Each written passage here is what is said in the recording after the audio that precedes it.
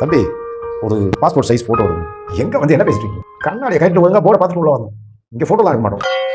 ஏன்டா வெளியில் பார்த்தனா ஸ்டூடியோ போர்டு இருந்துச்சு. இது ஃபிட்னஸ் ஸ்டூடியோ. ஃபிட்னஸ் ஸ்டூடியோவா? அப்படின்னா ஜிம்மு. என்னப்பா இது? ஸ்டூடியோனா என்ன மாதிரி ஆளுக்கெல்லாம் ஃபோட்டோ எடுக்கிற ஸ்டூடியோ தான்டா தெரியும். எங்கள் மைண்ட் செட் அதான்டா. பக்கத்தில் ஒரு ஸ்டூடியோ இருக்குது, நான் அங்கே போய் எடுத்துக்கிறேன். போங்க போங்க. அது மேக்கப் ஸ்டூடியோ. மேக்கப் ஸ்டூடியோ அடுத்த தெருவில் ஒன்று இருக்குது, அங்கே போய் எடுத்துக்கிறேன். அதுவா? அது பிரைடல் ஸ்டூடியோ. அந்த பஸ் ஸ்டாப் கிட்ட ஒன்று இருக்கு, அங்கே போய் எடுத்துக்கலாம். அது மல்டி குசின் ஸ்டூடியோ. ஹோட்டல். சரி, ஹோட்டல் கூட வாடா ஸ்டூடியோன்னு பேர் இருப்பீங்க.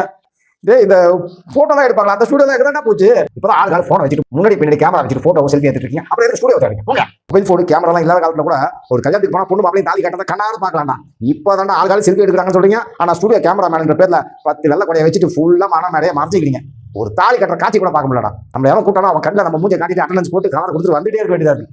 காலையில் தேவையில்லாம பேசக்கூடாது. ரைட், போக வெளியே. நான் போயிட்டு ஏவிஎம் ஸ்டூடியோலயோ வாகினி ஸ்டூடியோ தான் எடுத்துக்கலாம். அந்த ஸ்டூடியோலாம் பாதி கல்யாண மண்டபமாவோ மீதி ஷாப்பிங் காம்ப்ளெக்ஸாவோ மாறி ரொம்ப நாள் ஆச்சு. போ.